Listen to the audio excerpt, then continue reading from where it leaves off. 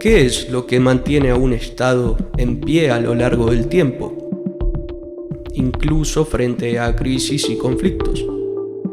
La respuesta está en la eutaxia, esto es, la capacidad que tiene un Estado para mantenerse estructuralmente estable y funcional a lo largo del tiempo. El concepto de eutaxia encuentra su historicidad en Aristóteles, precisamente en el libro 6 de la Política. Allí Aristóteles refiere al concepto de eutaxia como buen orden, pensándolo para una de las partes de la sociedad política que analiza, esto es, la oligarquía.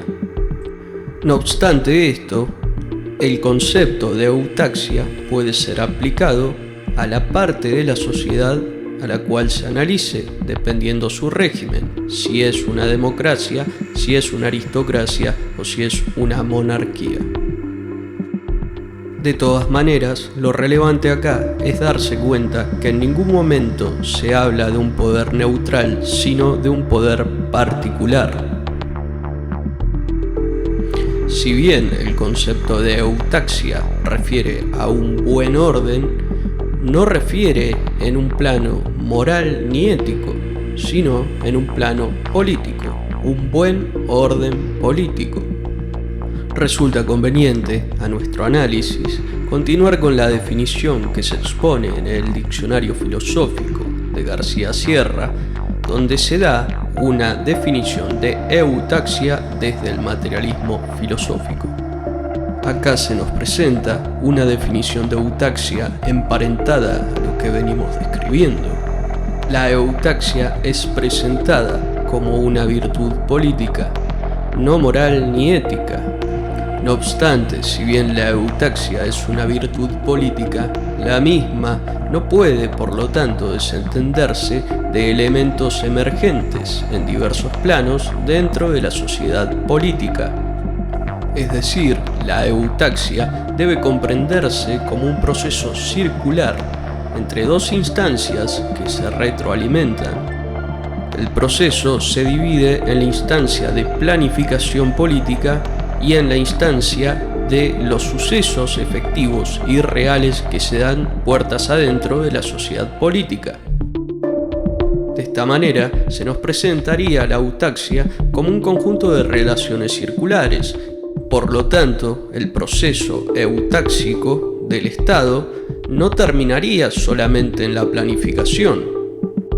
Esto nos permite entender que no podríamos hablar de una sociedad política eutáxica aun cuando hubieran planes y prolepsis, porque resulta lógico entender que si los planes están mal diseñados, los resultados para la sociedad política serían distáxicos. Esto es, serían contraproducentes al fin de todo Estado, que es su recurrencia a lo largo del tiempo. La contracara del concepto de eutaxia es el concepto de distaxia. Sin embargo, un proceso distáxico no necesariamente desencadena en la disolución final de una sociedad política. Aunque un proceso distáxico pueda efectivamente desencadenar el fin de una sociedad política, esto no siempre es así. Para exponer mejor este matiz introducido, resulta oportuno citar como ejemplo el caso de la Revolución Francesa. Si bien dentro de dicho proceso histórico y revolucionario habían actores divergentes y no podemos hablar de un actor monolítico, podemos decir que como proceso no determinó el fin de la sociedad política de Francia, del Estado francés. Ahora bien, nadie puede negar las implicancias distáxicas que tiene una revolución, y probablemente la historia podría haber sido otra. Como señala Gustavo Bueno en su libro El mito de la izquierda, la Revolución Francesa, si bien implicó un proceso de regresión en el cual se desintegró la sociedad política del antiguo régimen sociedad política, que recordemos era de representación estamental, o lo que Bueno llama, era una representación estructurada de forma anatómica en 3 cuerpos: el estado nobiliar, de la nobleza, el estado clerical y el tercer estado. Entonces bien, el proceso que Gustavo Bueno denomina como deolización de la sociedad política no determina la desaparición del Estado francés. Esto es así, dado que a partir del Estado del antiguo régimen tomará como modelo muchas de sus instituciones el Estado republicano francés. Tal es el caso del ejército o de las posesiones y patrimonios coloniales y de ultramar. De hecho, la República, bajo el liderazgo de Napoleón Bonaparte, entrará en una etapa imperial, en la cual no solamente perfeccionará sus técnicas militares y expandirá su ejército, sino que también expandirá sus fronteras continentales y de ultramar. A pesar de todo ello, de ninguna manera se puede soslayar que esto no fue un proceso distáxico. Al contrario, esto se demuestra en los hechos históricos, que evidencian la desaparición de instituciones del Estado francés, aun cuando fuera en la forma que tenían las instituciones políticas bajo el antiguo régimen. Otro aspecto histórico que demuestra que la revolución conllevó a un proceso distáxico se puede ver en las guerras de coalición, donde el Estado republicano tuvo que enfrentar justamente coaliciones que se oponían al proceso revolucionario y amenazaban la integridad y soberanía del Estado francés. Como lo señala Gustavo Bueno, el desarrollo de las hostilidades hizo que encarnara la defensa de la soberanía y de la nación política en la Revolución Francesa. De esa manera, la revolución detenía su proceso de dualización y de regresión, y pasaba no solamente a proclamar los derechos universales del hombre, sino que defendía el recinto, el territorio, los límites y fronteras donde transcurrirían aquellos cambios. Se entendía que el Estado era la plataforma por la cual realizar aquellos cambios.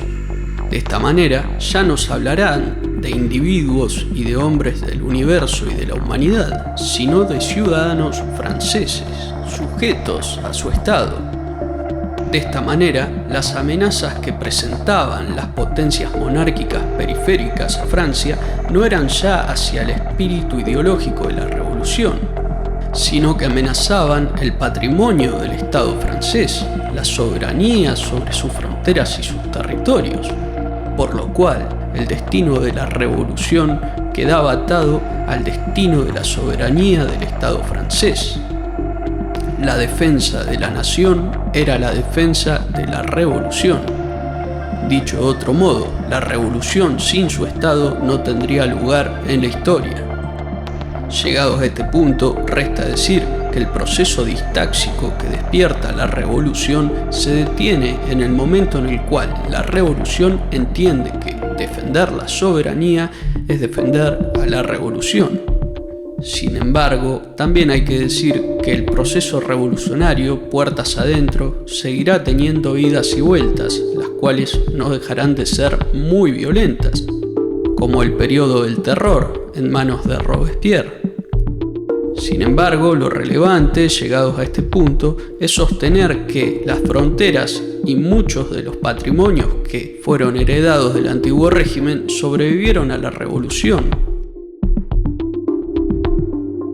Podemos concluir, para cerrar este capítulo, señalando la existencia de procesos eutáxicos y procesos distáxicos, y diciendo también que cuando hablamos de eutaxia y cuando hablamos de distaxia lo hacemos en términos de magnitudes, dado que si bien existen procesos distáxicos que culminan con la destrucción de gran parte del patrimonio y la desaparición de estructuras e instituciones políticas del Estado, aún así estos procesos distáxicos hay que separarlos de otro tipo de procesos distáxicos que sí culminan efectivamente con la disolución de una sociedad política.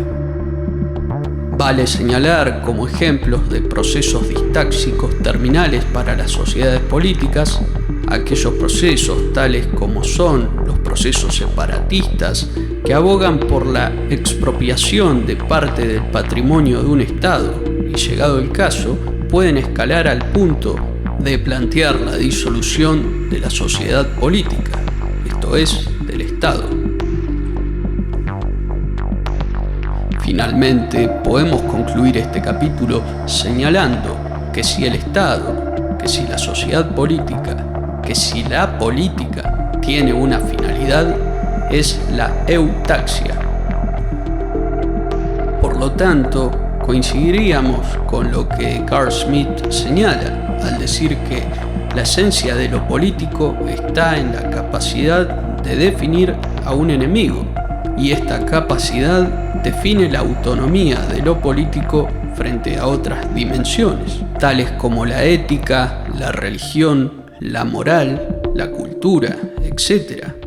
La virtud de un estado eutáxico está en la prudencia frente a lo que se pueda desarrollar en estas distintas esferas que no son políticas, puesto que procesos divergentes en términos morales, éticos, religiosos, lingüísticos, etnoculturales, etc., pueden desarrollar la potencia suficiente como para alcanzar una escala política.